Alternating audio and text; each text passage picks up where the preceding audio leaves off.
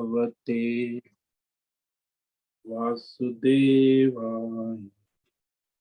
ओम नमो भगवते वासुदेवाय। ओम नमो भगवते वासुदेवाय। ओम नमो भगवते वासुदेवाय। ओम नमो भगवते वासुदेवाय। ओम नमो भगवते वासुदेवाय। ओम नमो भगवते वासुदेवाय। ओम नमो भगवते वासुदेवाय। ओम नमो भगवते वासुदेवाय। ओम नमो भगवते वासुदेवाय। ओम नमो भगवते वासुदेवाय। ओम ओम ओम ओम श्री परमात्मने नमो नमः। ओम गंगणपतये नमो नमः। ओम शं सरस्वत्यै नमो नमः। ओम गुरुभ्यो नमो नमः। ओम सहनाववतु सहनौ भुनक्तु सह वीर्यं करवावहै तेजस्विनावधीतमस्तु मा विद्विषावहै। ओम शांति शांति शांति। सदाशिव समारंभां शंकराचार्य मध्यमम् अस्मदाचार्य पर्यन्तां वंदे गुरु परंपरा। ओम पार्थाय प्रतिबोधितां भगवता नारायणेन स्वयं व्यासेन ग्रथितां पुराणमुनिं मध्ये महाभारतम् अद्वैतामृतवर्षिणीं भगवतीम् अष्टादशाध्यायिनीम् अम्ब त्वामनुसन्दधामि भगवद्गीते भवद्वेषिणि। वसुदेवसुतं देवं कंसचाणूरमर्दनं देवकी परमानन्दं कृष्णं वन्दे जगद्गुरु। नमस्ते परमं ब्रह्म सच्चिदानंद रूपा निर्गुणाय नमस्तुभ्यं ओंकाराय नमो नमः। ओंकाराय नमो नमः। ओम तत्सत्। ओम सर्वे दुर्गाणि तरन्तु सर्वे भद्राणि पश्यन्तु सर्वे सद्बुद्धिमाप्नोतु सर्वे सर्वत्र नन्दतु। ओम तत्सत्। ओम ओम ओम। आप सभी ऑनलाइन जूम नेटवर्क पर उपस्थित भगवद गीता श्रवण साधकों को आज प्रातः का अभिवादन अभिवंदन। हरि ओम हरि ओम हरि। हम सबको आज का यह दिव्य दिन तन मन धन जन देश काल विषय वस्तु परिस्थिति अवस्थाएं अध्यात्म भौतिक दैविक क्षेत्र सभी को अपने अपने पूर्व में अनंत जन्मों में किए हुए संचित पाप पुण्य धर्म अधर्म कर्मों के पके हुए फल स्वरूप में वर्तमान में आज अपने अपने प्रारब्ध अनुसार परमेश्वरी अचिंत्य योग माया शक्ति के माध्यम से प्रसाद स्वरूप में प्राप्त हुआ है। अतः आज का यह दिव्य दिन परमार्थ हेतु निष्काम सेवा यज्ञ देव यज्ञ ऋषि यज्ञ पितृयज्ञ भू यज्ञ भूत सात्विक दान शारीरिक वाचिक मानसिक तप निष्काम कर्म योग ध्यान योग भक्ति योग ज्ञान योग साधनाएं स्वाध्याय वेद शास्त्रों का अध्ययन अध्यापन उपासना आराधना के लिए समर्पित करें और कराए। अत्यंत दुर्लभ मनुष्य जीवन की प्रत्येक क्षण परमार्थ हेतु सार्थक करे और कराए।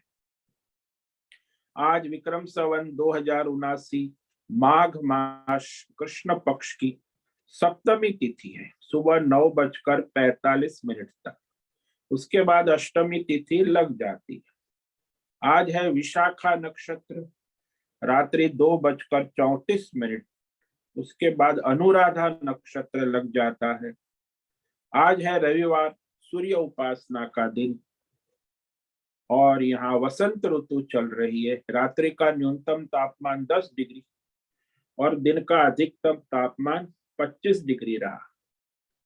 वायु की गति 5 किलोमीटर प्रति घंटा चल रही। ईस्वी सन 2023, 12 फरवरी 12 फरवरी 2023, सुबह के 7 बजने वाले। कलयुग का प्रथम चरण 5247वां वर्ष, 7वां वयोसत मनवंतर, श्वेत वराह कल्प, ब्रह्मा जी का 26वां दिन और 51वां वर्ष अभी चल रहा है। तो ऐसे अनंत कोटि ब्रह्मा और ब्रह्मांडीय परमेश्वरी अचिंत्य योग माया शक्ति में हमारा यह एक ब्रह्मांड, इस ब्रह्मांड में यह पृथ्वी लोक में समुद्र के ऊपर जम्बू द्वीप, और जम्बू द्वीप में वैदिक राष्ट्र भारत, उत्तर हिमालय प्रांत, उत्तराखंड राज्य, टिहरी जिला, उसमें हिमालयन शिवालिक पर्वतमाला के अंतर्गत मणिकुट पर्वत के ऊपर नीलकंठ महादेव के सामने ऋषिकेश नगरी में मुनि की रेती प्रांत शीशम जाड़ी अवधूत बाड़ा आश्रम के सी ब्लॉक के 5 नंबर कमरे से, गंगा किनारे से, पहले मंजिले से हम स्वामी उत्तमानंद सरस्वती, भगवद गीता के आचार्य, शिष्य स्वामी चिन्मयानंद सरस्वती महाराज, चिन्मय मिश्र, कैलादैत वेद व्यास भगवदपाद शंकराचार्य संन्यास परंपरा से शिक्षित दीक्षित, सनातन वैदिक भारतीय हिंदू धर्म अनुसार संपूर्ण भगवद गीता ज्ञान यज्ञ ऑनलाइन जुट चैतन्यमय जीवन लाइव प्रसारण के अंतर्गत व्याख्यान माला में भगवद गीता अध्याय 18 के श्लोक नंबर 34-35 पर संस्कृत एवं हिंदी में व्याख्यान करेगी। दिव्य पवित्र सरल व्यावहारिक सटीक पूर्ण वर्ण अक्षर पद वाक्य पंक्ति श्लोक अध्यायों की संगति संधि अन्वय शब्दार्थ वाक्यार्थ भावार्थ रहस्यार्थ के यथार्थ तात्पर्य सहित वैदिक शास्त्र वेद व्यास साहित्य शंकर भाष्य एवं परंपरागत अष्ट सन्यासी आचार्यों की टीका टिप्पणी सहित आज का यह भगवद गीता व्याख्यान करेगी। कृपया आप सभी श्रद्धा भक्ति ध्यान से परिपूर्ण होकर के यह दिव्य श्रवण साधना करे और कराए, कुछ ग्रहण करे, धारण करे, अपने जीवन में चरितार्थ करे, उसमें निरंतरता लाए, अपनी अपनी आध्यात्मिक भौतिक दैवी अशांति द्वंद्व मोह विक्षेपों से रहित होकर, अशास्त्रीय भ्रम भ्रांतियों से रहित होकर के शरीर इंद्रिय प्राण मन वचन कर्म से एक रूप एकाग्र होकर के शुद्ध सात्विक सूक्ष्म वेद शास्त्र अनुसार परंपरागत भगवत विवेक बुद्धि करे। पुनः पुनः इस व्याख्यान का श्रवण करे, मनन करे, चिंतन करे, लेखन करे, प्रचार प्रसार करे और अपने जीवन में चरितार्थ करे और प्रचार अधिक से अधिक लोगों तक पहुंचाए, ग्रुप में शेयर करें और अपना और सबका परम कल्याण करें। ओम तत्सत। ओम ओम ओम।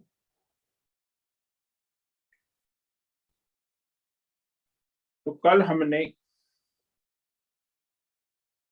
राजसी धृति, धैर्य, धारणा, निष्ठा के लक्षण भगवान ने बताए श्लोक नंबर 34। इस पर हम विचार कर रहे थे, तो वह भगवान स्पष्ट करते हैं कि राजसी धारणा कैसे होती। यया तो धर्म कामार्थान धृत्या धारयतेर्जुन प्रसंगेन फलाकांक्षी धृते सा पार्थ राजसी। तो राजसी धारणा जो है, धैर्य है, निष्ठा, अनंत जन्मों के धर्म कर्मों के फल स्वरूप ऐसी निष्ठा प्राप्त होती। वर्तमान जन्म में धर्म निष्ठा, तो ऐसी जो निष्ठा है, धैर्य है, उसे राजसी धैर्य कहते हैं। भगवान ने कहा, पार्थ अर्जुन सुनो, यह जो धर्मात्मा है, धर्मनिष्ठा है, वो किसके लिए है? फलाकांक्षी, फल की आकांक्षा, फल की इच्छा वाला मनुष्य, विषय आकांक्षी, इंद्रिय विषय भोग की तृष्णा, इच्छा, तो उससे प्रेरित है ऐसी धारणा, धर्म धारणा है। और प्रसंगेन, अत्यंत राग और आसक्ति से धर्म पुरुषार्थ, अर्थ पुरुषार्थ और काम पुरुषार्थ को धारण करते हैं, सदा सर्वत्र सब में प्रवृत्त होते, धर्म में, अर्थ में, काम में, तो निरंतर प्रवृत्त रहते हैं अपनी कामनाओं की पूर्ति के लिए, फल की इच्छा पूर्ण हो, और उसे कर्तव्य रूप मानते हैं कि ये मेरा कर्तव्य है। जो संसार के हेतु है, चार पुरुषार्थ में से तीन, धर्म अर्थ और काम पुरुषार्थ, इनको मोक्ष पुरुषार्थ से कोई मतलब नहीं होता, परमार्थ से कोई। उनको धर्म करते हम, अर्थ कमाते हैं और अपनी कामनाएं पूर्ण करते। तो ऐसी धारणा शक्ति, धृति, जिसको निश्चयात्मक शक्ति है, बौद्धिक शक्ति, दृढ़ निश्चय, निष्ठा, धारणा, उसे राजसी धारणा कहा। तो फल की आकांक्षा करते ही है, बिना फल के कोई कर्म नहीं कर सकते, लेकिन प्रसंगे न कहा भगवान, अर्थात आसक्ति से 10 इंद्रिय विषय भोगों की प्राप्ति कैसे होगी? भाई, मोटर गाड़ी, बंगला, रुपया, पैसा, परिवार, पैसा, पद, प्रतिष्ठा, पुत्र, परिवार कैसे मिलेगा? तो ये सारे 10 इंद्रियों के जो भोग है, वो 10 इंद्रिय के विषय भोग की प्राप्ति कैसे होती है? तो उसमें कौन सा कर्म, धर्म कर्म किया जाए? तो मैंने ये धर्म कर्म किया, मुझे ये मिला। दूसरों को भी कहते कि देखो मैंने ये कर्म किया, मुझे ये फायदा हुआ, फल मिला।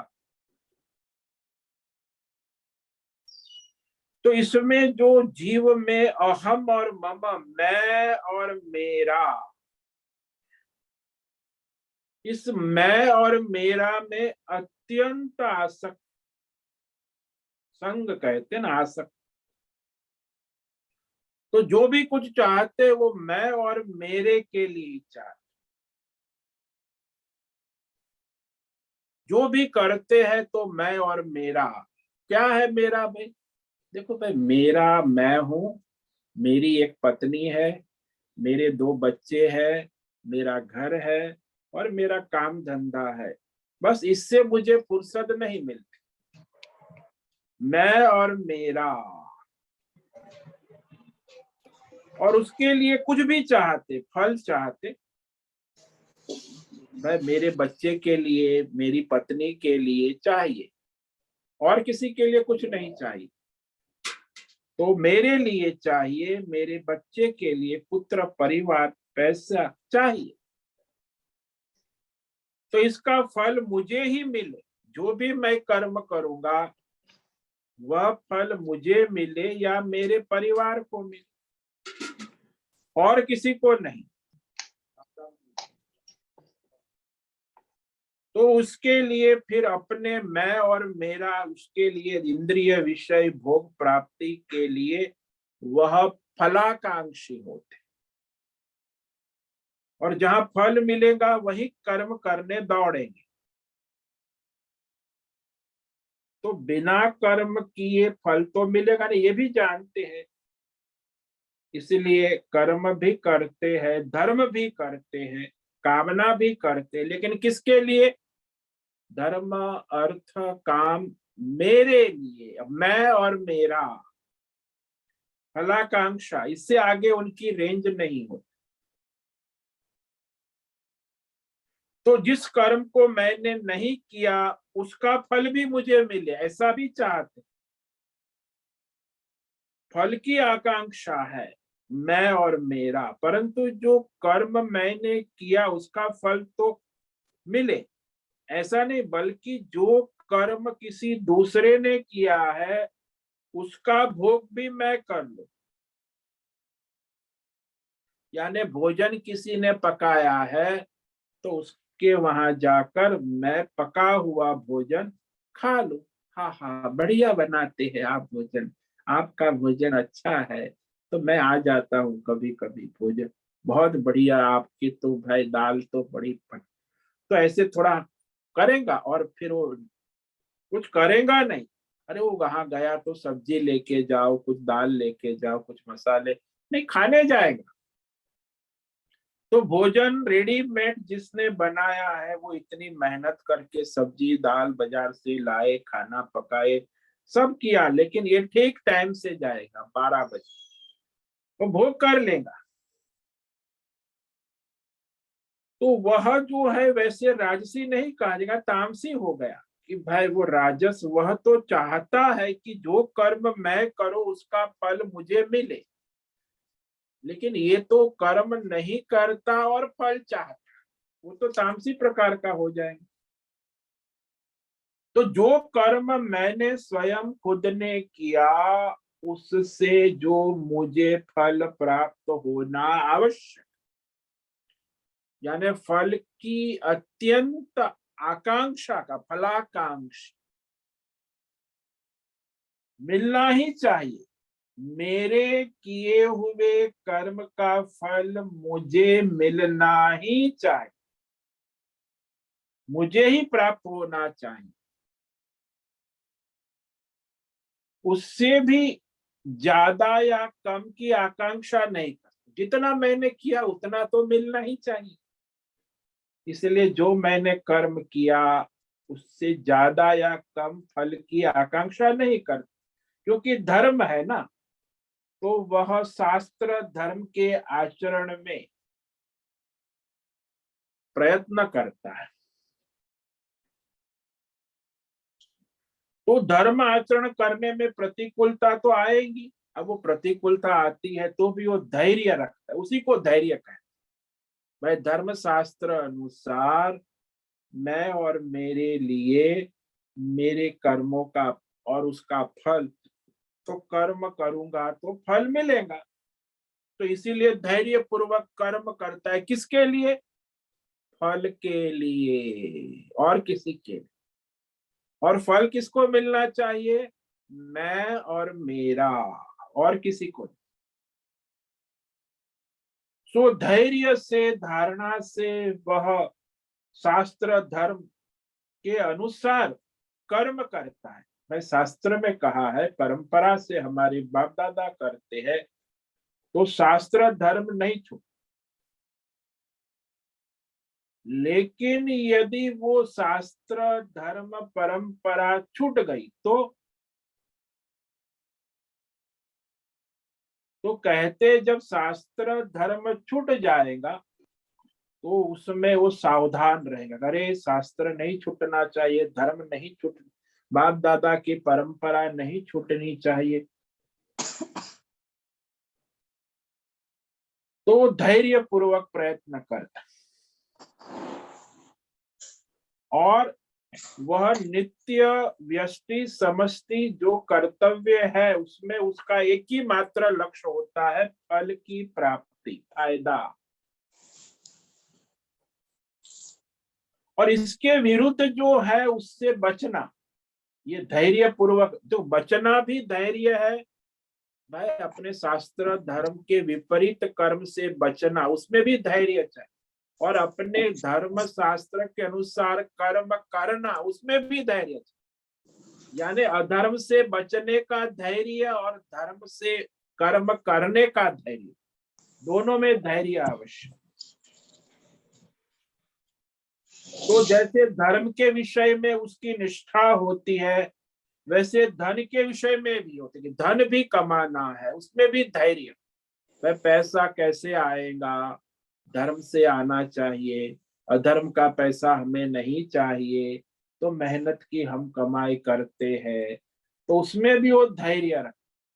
अर्थ कामना भी करेगा तो कामना भी धर्म के अनुसार करेगा, तो उसका राजसी धैर्य है कि मेरी कामना मनोकामना पूर्ण हो।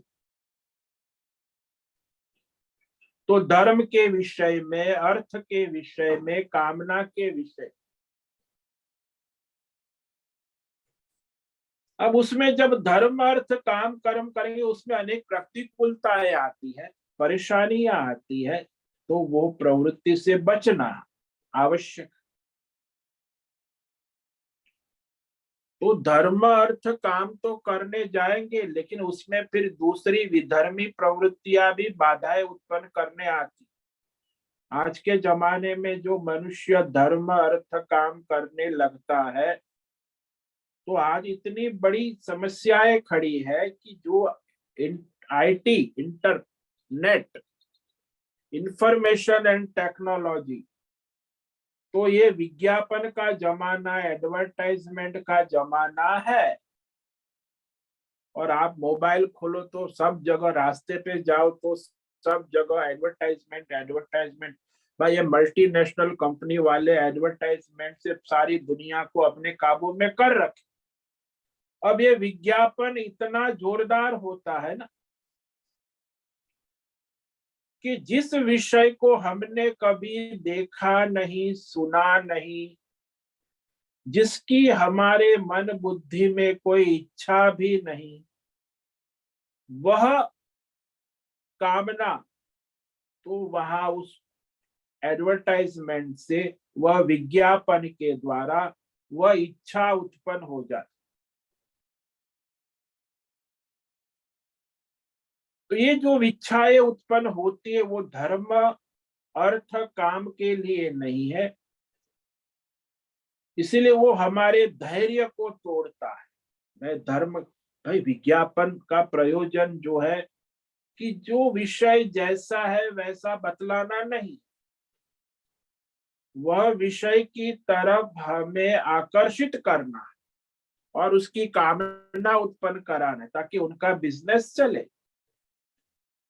अब वो मर्द धर्म कर रहा है अर्थ, तो उसमें उससे विज्ञापन आते रहते। जैसे एक बच्चा है, वो माँ को कहेगा कि मुझे पेप्सी चाहिए, अब वो विज्ञापन देखकर अब टीवी में फिर वो लाओ 50 रुपये, फिर पूरा हो हल्ला करेगा और फिर 50 रुपये लेके जाएगा, पेप्सी ले आएगा। अब कोई उसकी आवश्यकता, उसकी माँ दूध पिला रही है, खाना खिला रही है, लेकिन इसको पेप्सी चाहिए, इसकी कोई आवश्यकता तो है नहीं, लेकिन ये विज्ञापन का प्रभाव है, तो प्रलोभन से काम करता है, विषय प्रलोभन। तो वो अपना कर्तव्य, धर्म अर्थ काम परित्याग करने के लिए बाध्य करता है। यानी मनुष्य जो है राजसी धैर्य का परित्याग करने का मौका मिल जाता है एडवर्टाइजमेंट। तो धर्म अर्थ काम पुरुषार्थ को छोड़कर ये विषय जो है, बाजारू विषय जो शास्त्र विरुद्ध कामनाएं हैं, तो शास्त्र धर्म विरुद्ध कामनाओं में ये विज्ञापन प्रवृत्त करा देता है और उस विज्ञापन के कारण मनुष्य उसमें प्रवृत्त भी हो जाता है। आजकल देखो ना, जो नहीं खाने की चीज है उसकी तरफ वो प्रलोभन किया जाता है। पिज्जा है, बर्गर है। मैं एक घर पे गया था तो वो लड़की जो है उसने ऑनलाइन पिज्जा मंगाया। अरे मैंने बोला ये अपनी खिचड़ी सब्जी दाल रोटी दूध खा ले, शाम का खान। नहीं नहीं, हम पिज्जा खाए। उसकी दोनों बेटियां है, वो पिज्जा ऑनलाइन ले आया, फिर उसने पिज्जा खाना जो है वो नहीं खाना, पिज्जा बर्गर वो भी ऑनलाइन।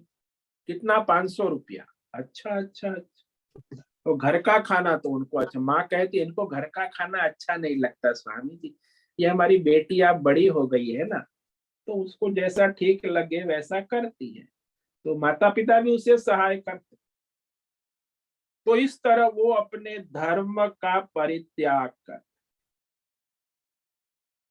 क्योंकि विज्ञापन का प्रभाव है, जो करना है उससे विरुद्ध जाना है, तो अर्थ का भी परित्याग करते हैं, धर्म का भी परित्याग करते हैं। अपनी कामना धर्म के अनुसार होनी चाहे तो उससे विपरीत एडवर्टाइजमेंट के अनुसार कामनाएं होने लगे, एडवर्टाइजमेंट वाले कामनाएं उत्पन्न करा देते हैं और फिर वो अपने धर्म अर्थ काम से हट जाते। लेकिन जिसमें ये राजसी धैर्य दृढ़ होगा तो वो अपने धर्म अर्थ काम पुरुषार्थ में दृढ़ रह पाए। अन्यथा तो प्रलोभन आते ही रहेंगे, लेकिन वो शास्त्र धर्म के अनुसार अपना स्वधर्म कर्तव्य करने में उसे बाधाएं उत्पन्न करेगा। जैसे हमारा वैदिक सनातन धर्म है, हजारों साल से विधर्मी जो है इस सनातन वैदिक शास्त्र और धर्म के विरुद्ध प्रचार प्रसार और करते ही रहते। ये देखो मुसलमान हजारों वर्षों से लगे हैं, ये ईसाई अभी उसको भी हजारों वर्षों से लगे हैं। तो ईसाई और मुसलमान ये विधर्मी है, वैदिक धर्म का विरोध करना ही उनका मुख्य काम है। और ये समझाते हैं कि ये सनातन वेद धर्म ही अधर्म है और हम लोग जो कहते हैं वही धर्म।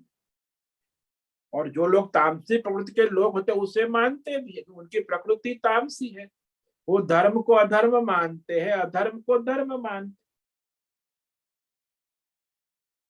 तो ये जो संप्रदाय में अनेक नए नए आज के जमाने में नए नए धर्म उत्पन्न होते, संप्रदाय व्यक्तित्ववादी सेलिब्रिटी, तो बड़े बड़े सेलिब्रिटी हमारे सनातन धर्म में भी आजकल ये नेता और संप्रदाय में नए नए बड़े बड़े बाबा जिसको कहते हैं आजकल, तो वो अपनी अपनी व्यापार धंधा करते। तो ये सब सनातन धर्म के विमुख करने के प्रयास करते ही रहते। और आज के जमाने में तो और ज्यादा कलयुग है, तो ये सब विधर्मी है, ये मल्टीनेशनल कंपनी है, ये राजनेता है, ये उद्योगपति, ये कम्युनिस्ट पार्टी है चाहे, और ये सारी संप्रदाय है, व्यक्तित्व नए नए सेलिब्रिटी बाबा आते रहते हैं, तो वो सनातन धर्म के विमुख करने का प्रयास करते ही रहते। ये कथाकार भी बड़े बड़े जो आजकल सेलिब्रिटी लोग कैसे कैसे प्रवचन करते, कहते अरे चाहे राम राम जपो चाहे पेप्सी पेप्सी जपो, बात एक है, पेप्सी पेप्सी जप करने से भी आपको भगवान मिल जाए, राम राम जप करने से भी नहीं। इसमें कोई पेप्सी जप करना चाहिए? अभी तो मॉडर्न जमाना है ना, पेप्सी पेप्सी पेप्सी ओम पेप्सी नमः। तो ऐसे कथाकार बोलते रहते। आजकल तो ज्यादातर कथाकार कोई शास्त्र परंपरा कुछ भी बोलते, राजनीति करते हैं, तो धर्म शास्त्र परंपरा से उन्हें कोई लेना दे, और उनका बड़ा करोड़ों लोग उनके पीछे दीवाने हो। तो धारणा जो है राजसी धारणा को काटते हैं तोड़ते हैं। लेकिन धैर्य है ना, व्यक्ति ऐसे लोगों की बातों में फंस भी जाती, जिसकी धारणा दृढ़ नहीं है राजसी, तो अपने धर्म अर्थ काम पुरुषार्थ को छोड़कर इनके जासे में फंस जाते हैं। इसीलिए राजसी धैर्य आवश्यक, वो भी शास्त्र के अनुसार परंपरा के अनुसार विवेक मंथन कर कर अपने धैर्य पूर्वक वो धारणा करना आवश्यक। अब ये राजसी धारणा कहने के बाद वैसे तो भगवान तामसी धारणा कहेंगे, तो सबसे पहले सात्विक धारणा कही, जो मुमुक्षु मोक्षार्थी है, यानी परमार्थी मनुष्य में सात्विक धारणा, जो धर्म अर्थ काम पुरुषार्थ में लगा है उसके अंदर राजसी धारणा होती है। और तामसी लोग जो है अधर्म में लगा हुआ, उसे अधर्म में निष्ठा होती है। तामसी ध्रुति अधर्मी में जिसमें धर्म के विपरीत ही चलना है। तो तामसी उनका भी धैर्य होता है, उनकी भी धारणा होती है कि अधर्म की धारणा, कि अधर्म ही करना है। तो वह तामसी धारणा, उसके 5 लक्षण अब आगे भगवान श्लोक नंबर 35 में बताते कि तामसी धारणा कैसी होती। और ये जो अधर्मी है, सारे जो धर्म को नहीं मानते, कम्युनिस्ट, दुनिया में अधर्मी 2/3, 1/3 धर्मात्मा है। परमार्थी तो हजारों लाखों में कोई एक होता है। तो ये अधर्मी और विधर्मी जो है, उनकी धारणा भी दृढ़ होती। तामसी धारणा कहा भगवान ने। वो कैसी होती है? जैसे कुंभकर्ण की तामसी धारणा है। यया स्वप्नम भयम शोकम विषादम मदमेव च न विमुंचते दुर्मेधा द्रुते सा पार्थ तामसे। यया स्वप्नम भयम शोकम विषादम मदम एव न विमुच्यते दुर्मेधा द्रुति सा पार्थ तामसे। अब तामसी धैर्य के बारे में, ये भी अनंत जन्मों के उनके पाप कर्म और अधर्म कर्मों के फल स्वरूप वर्तमान जन्म में उनके प्रारब्ध अनुसार उन्हें प्राप्त होती। वो तामसी इस जन्म का नहीं, अनंत जन्मों के पाप और अधर्म कर्मों के फल स्वरूप उनकी ऐसी तामसी धारणा होती, वो दृढ़ होती, निष्ठा होती है, तामसी निष्ठा। तो भगवान ने कहा पार्थ, देखो लगातार पार्थ कहा सभी। तो इसका अर्थ ये हुआ कि अर्जुन जो है उसको भगवान विशेष सावधानी पूर्वक सुनने को कह रहे हैं। प्रत्येक वाक्य, प्रत्येक श्लोक में संबोधन करते हैं। कहते जो दुर्मेधा यानी अविवेकी बुद्धि, मूढ़ बुद्धि, नास्तिक बुद्धि, अधर्मी, पापी, दुराचारी कहो, दुर्गुणी कहो, आज दुनिया में 2/3 लोग ऐसे हैं जो मूढ़ है, दुर्मेधा, और उनकी धारणा शक्ति ऐसी होती है, तामसी धारणा। और तामसी धारणा में वो लोग क्या करते हैं? बोले स्वप्नम, निंद्रा और स्वप्न, तरंगी काल्पनिक दुनिया में लगे रहते।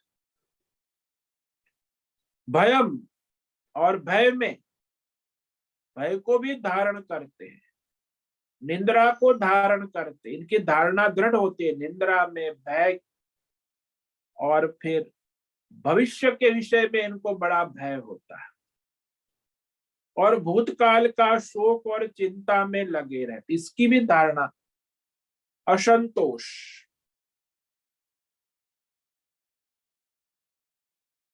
तो उसमें उनको निरंतर शोक होता है। भाई उनकी अप्रिय विषय प्राप्त होने पर भी शोक होता है, प्रिय विषय अप्राप्त होता है, वियोग होता है तो भी शोक होता है। तो अप्रिय की प्राप्ति और प्रिय का वियोग, वो शोक में ही रहते। और विषादम, उनकी पश्चाताप, विषाद, ग्लानि, तो उस तरह वो हमेशा दुख को ही सुख मानते हैं। मदम, और उनको मद होता है, नशा, उन्मत्तता जिसको कहते। अनैतिक कामों में उनको मद होता है, गर्व के मैंने इतना दारू पी लिया, मैंने इतना मार दिया, इतना काट दिया, ये किया, वो इतना करप्शन किया, भ्रष्टाचार, लाख करोड़ बना लिया। तो ये मद होता है उसको, अधर्म का मद। बड़े घमंडी होते हैं, मद। तो ये तामसी धारणा वाले, इसके 5 लक्षण कहे, ये कभी न विमुंचती, वो इस 5 लक्षण को नहीं छोड़ता।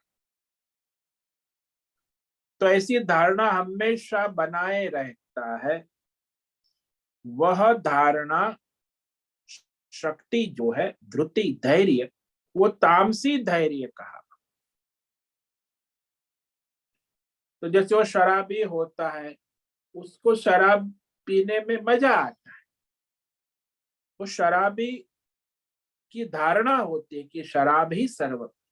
कल ही वो मैं जा रहा था, वो खांस रही थी और बीड़ी पी रही थी। मैंने बोला तू अब बीड़ी छोड़ दे, बहुत पी ली। नहीं नहीं नहीं, ये बीड़ी के बिना कैसे चलेगा, वो बीड़ी ही तो मेरा जीवन है।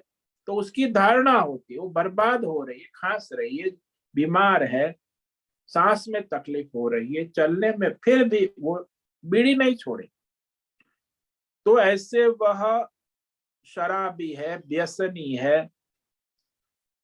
उसी की तरह ये जो तामसी धारणा, वो इंद्रिय भोग में भी लगे रहे, वो भी नहीं छोड़। इंद्रिय भोग चाहिए।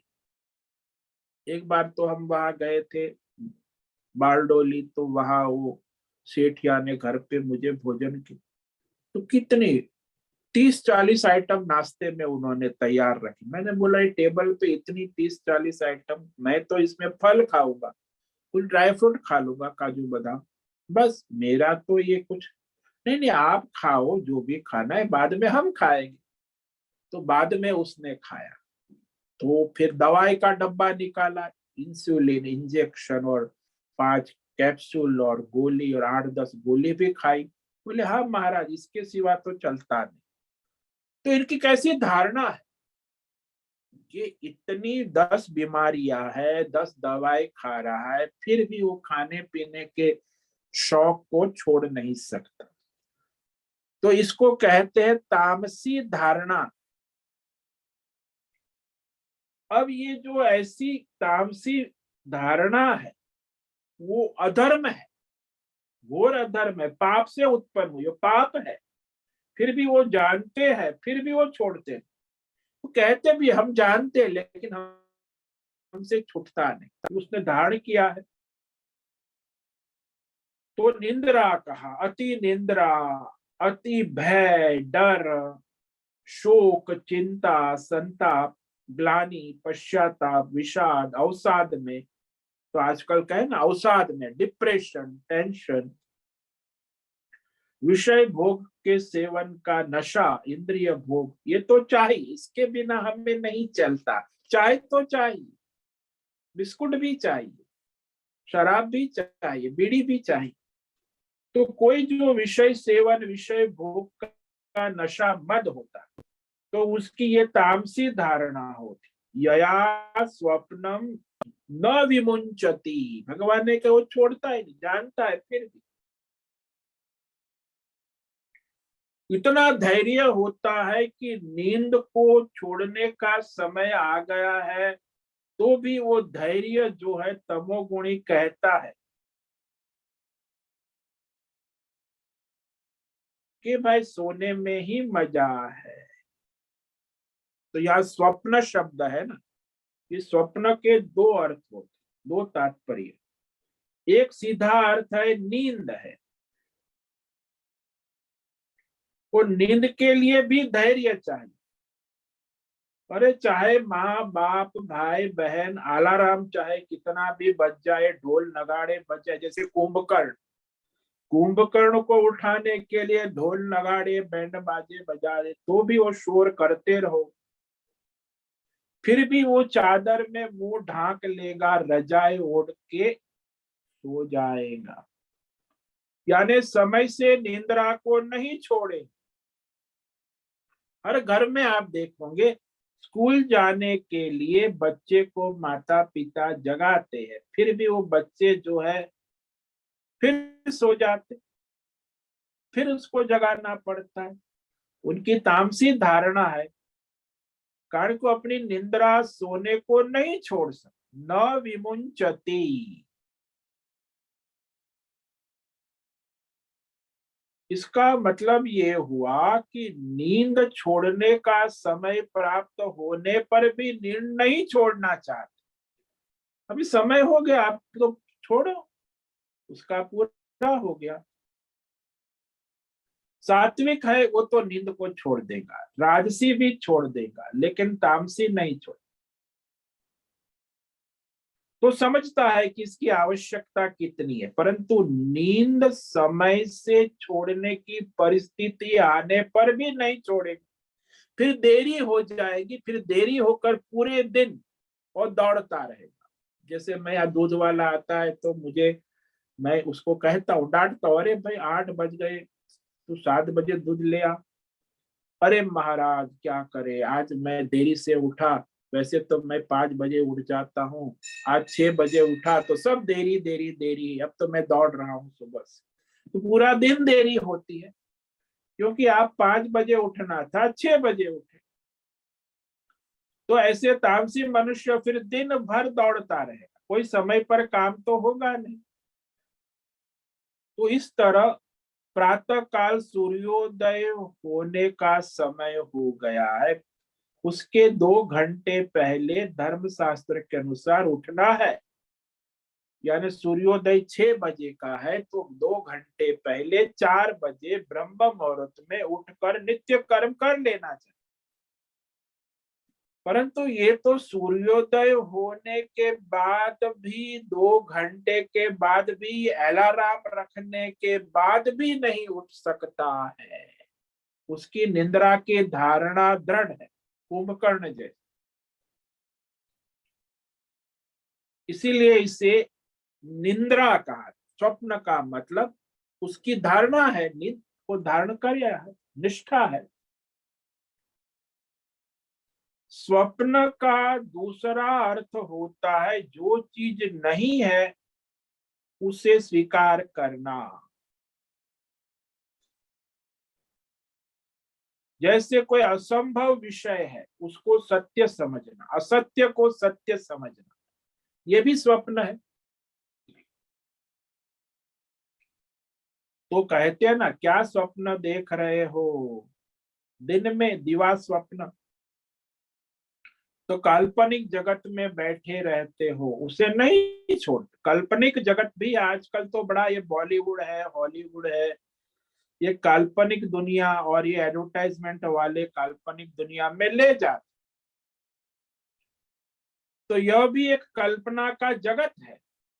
पूरी इंडस्ट्री, सारी एडवर्टाइजमेंट आती है, काल्पनिक होती है। और ये बॉलीवुड हॉलीवुड तो काल्पनिक है ही, तो कल्पित। तो उस कल्पित जगत में इतनी उसकी जबरदस्त पकड़ रखता है कि चाहे जितना भी विरोध प्रतीत हो, फिर भी कहता है कि ये ही सच्चा है, सत्य है।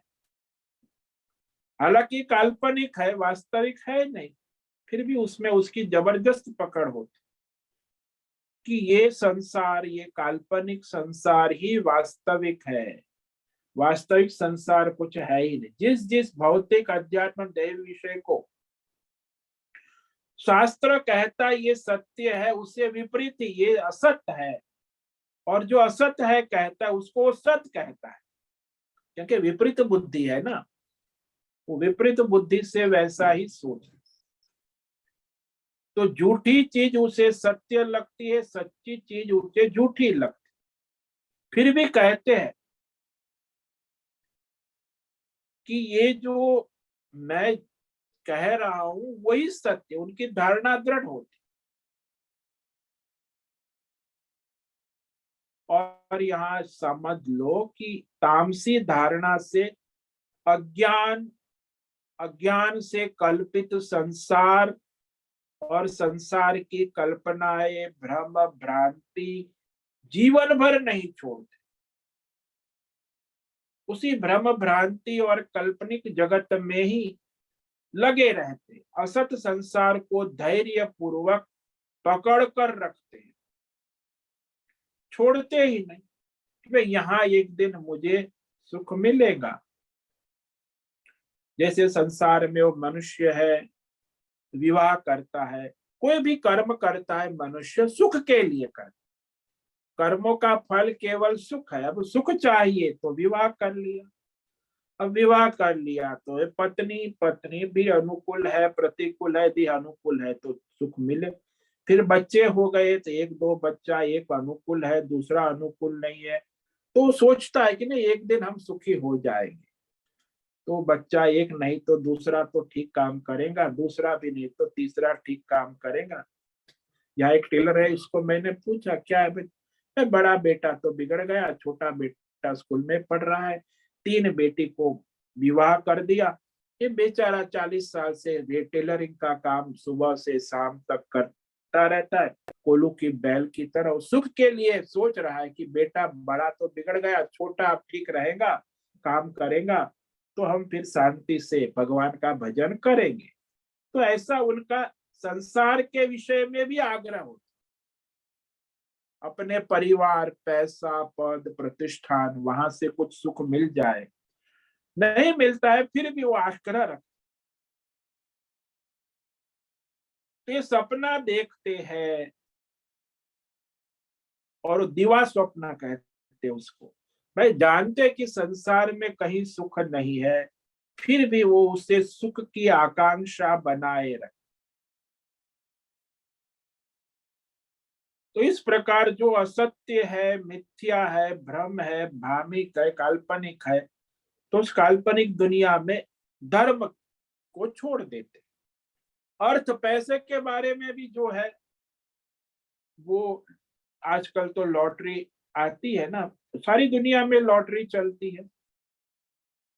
अब ये जो लॉटरी का धंधा है, लॉटरी खरीदने वाले को देखते हैं कि वो सोचते हैं कि इस बार मेरा नंबर लग जाए, हर बार नहीं लगता, फिर भी सोचते कि अब की बार तो मेरा नंबर आ ही जाए। औरों की बात छोड़ो, धर्मराज युधिष्ठिर भी जुआ खेलने बैठ गया तो सब कुछ हार गया, तो फिर द्रौपदी को भी दाव में लगा दिया। ये तामसी धारणा है ना कि दाव लगा गए कि अब की बार तो हम दाव जीत जाएंगे। ये तमोगुणी का धैर्य ऐसा ही होता है। तो भ्रम कल्पना में ही जीते हैं और उसको सच्चा मानते, समझते हैं कि यही सत्य है। काल्पनिक दुनिया में जीना, आज के दुनिया में तो ज्यादातर युवा तो है काल्पनिक दुनिया में ही जीते। वास्तविक तो धर्म, अर्थ, काम, शास्त्र के अनुसार उनको विवेक, सब अपनी मनमानी काल्पनिक दुनिया, उनमें निष्ठा भी उनकी दृढ़ होती है। इतना समझते हैं, सच्च समझते हैं। तो भ्रम कल्पना स्वप्न में लगे रहते हैं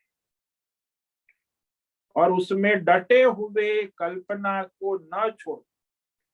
और जो लोग स्वप्न, भ्रम, कल्पना छोड़कर धर्म करते हैं ना, उनको वो लोग सही नहीं मानते, कह रहे ये तो पागल है, धर्म, अर्थ, शास्त्र, धर्म की बातें करता, काल्पनिक दुनिया में ही जीना सही है। तो इस तरह कहने के बाद अब ये जो तामसी धारणा वाले भय में रहते हैं, इस पर हम कल विचार करेंगे कि भय भी नहीं छोड़ते। भाई भविष्य का चिंता और भय, तो आज हमने जो है ये राजसी धारणा और तामसी धारणा के विषय में कहा, तो इसे संक्षेप में कह देते हैं। यया स्वप्न भयम शोकम विषादम मदमेव च न विमुंचते दुर्मेधा धृते सा पार्थ तामसे। पार्थ, अरे सुनो पार्थ, दुर्मेधा यानी दुर्गुणी, दुराचारी, नास्तिक, अधर्मी, पापी, मूढ़ बुद्धि, विषय भोग आसक्त, तो उसकी जो तामसी धारणा होती है कैसी होती है, जैसे कोयला अपनी कालिमा नहीं छोड़ता, पत्थर अपनी कठोरता नहीं छोड़ता, प्याज लहसुन अपनी दुर्गंध नहीं छोड़ते, अग्नि अपनी उष्णता नहीं छोड़ता, नाग अपना जहर नहीं छोड़ता, ऐसे ये तामसी धारणा नहीं छोड़। तो उनके 5 लक्षण कहे भगवान ने, निंद्रा, स्वप्नम, भयम यानी भय, डर, शोकम और चिंता, असंतोष, विषाद, पश्चाताप, ग्लानि, मद, नशा, उन्मत्तता जिसको कहते हैं, ये तामसी धारणा वाले नहीं छोड़ते। क्योंकि तामसी धारणा करके बैठो, शक्ति है उसकी धारणा, तामसी धारणा तो धारण किए ही रहता है, चाहे कुछ भी हो जाए, मर जाएगा, लेकिन तामसी धारणा को नहीं छोड़ेगा। जैसे वो बंदर है, पेड़ के ऊपर चढ़ा, तो वो एक बार नारियल के पेड़ के ऊपर चढ़ गया। अब नारियल के पेड़ के ऊपर उसको फल दिखा, ऊपर नारियल। अब नारियल तो बड़ा कड़क होता है, बंदर से खींचा तो निकला नहीं, तो फिर वो बंदर फल के पकड़ के लटक गया, कूदने लगा, झूला करने लगा। अब फल तो झूला करने लगा तो टूटा, वो नारियल के फल के साथ ही बंदर नीचे धड़ाम, तो सब हड्डी पसली टूट गई। तो ऐसे ये होता है, तामसी धारणा वाले पशु जैसी बंदरवत धारणाएं होती है। ओम नमो नारायणाय, ओम नमो नारायणाय, ओम नमो नारायणाय, ओम नमो नारायणाय, ओम नमो नारायणाय। कायेन वाचा मनसेन्द्रियैर्वा बुद्ध्यात्मना वा प्रकृते स्वभावा करोमि यद्यत् सकलं परस्मै नारायणायेति समर्पयामि, नारायणायेति समर्पयामि। ओम सर्वे भवन्तु सुखिनः, सर्वे सन्तु निरामयाः, सर्वे भद्राणि पश्यन्तु, माँ कश्चित् दुःखमाप्नुयात्, अस्तो मा सद्गमय, तमसो मा ज्योतिर्गमय, मृत्योर्मा मृतंगमय। ओम पूर्णमद पूर्णमिदं पूर्णात् पूर्णमुदच्यते पूर्णस्य पूर्णमादाय पूर्णमेवावशिष्यते। ओम शांति शांति शांति। शंकरं शंकराचार्यं केशवं बादरायणं सूत्र भाष्य कृतौ वंदे भगवन्तौ पुनः पुनः। ईश्वरो गुरुरात्मेति मूर्ति भेद विभागि व्योमवद् व्याप्त देहाय दक्षिणामूर्तये नमो नमः। ओम गुरुभ्यो नमो नमः। ओम तत्सत् ब्रह्मार्पणमस्तु। ओम ओम ओम।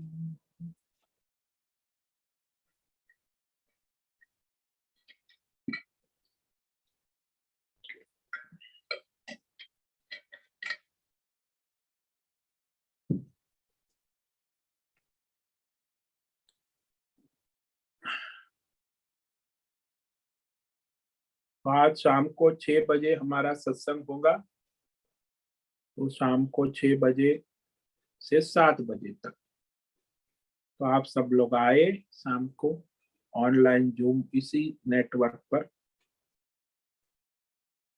तो वहां फिर सत्संग करेंगे और आगे कार्यक्रम जो है उनकी चर्चा करेंगे। तो इस बार ये जो हमारा कार्यक्रम समाप्त होगा मार्च में, ये अध्याय फिर से ज्ञान यज्ञ, संपूर्ण भगवत गीता ज्ञान यज्ञ प्रारंभ करने का विचार कर रहे हैं।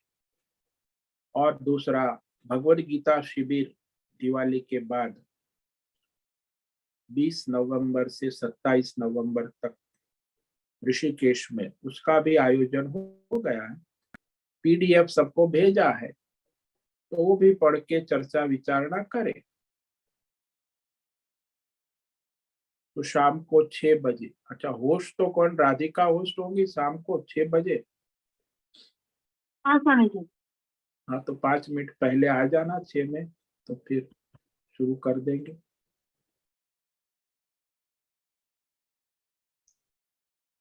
अभी किसी को कोई प्रश्न है पूछ सकते हैं, 5 मिनट है।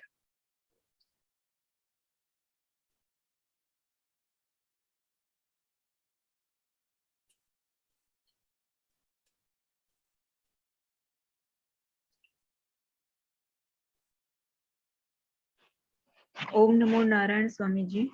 ओम नमो नारायण। बोलो। स्वामी जी, राजसी वाले जो होते हैं उनकी कामनाएं वो धर्मयुक्त ही होती है। हाँ, वो धर्म अर्थ काम शास्त्र धर्म के पुरुषार्थ करते हैं। हाँ, वो धर्म युक्त ही होती, वो अधर्म नहीं करते।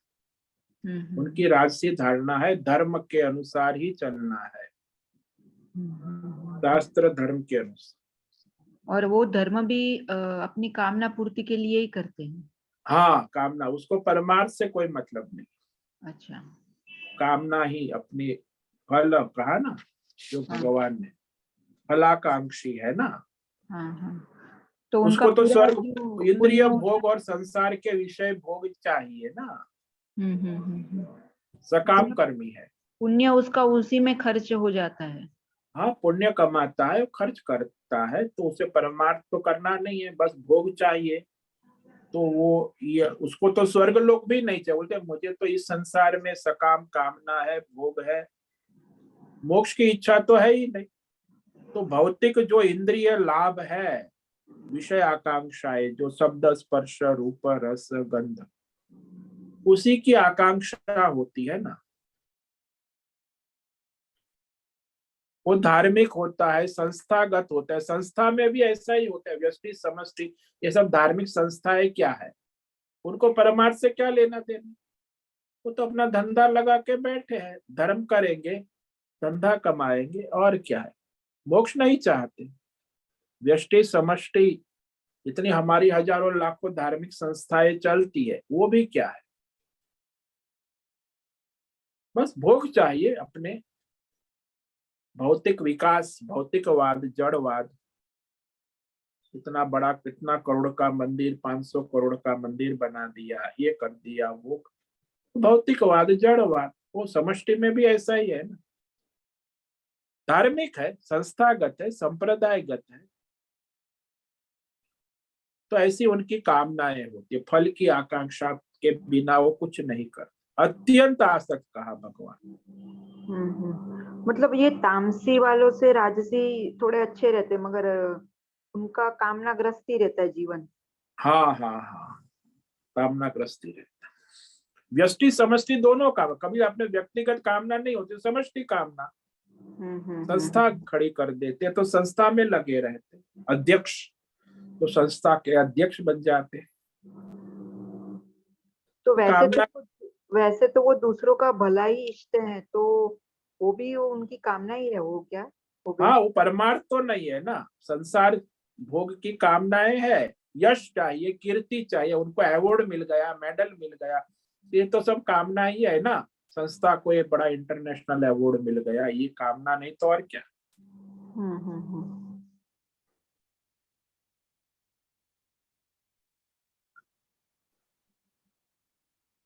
प्रणाम स्वामी जी। ओम नमो हाँ बोलो। नारायण।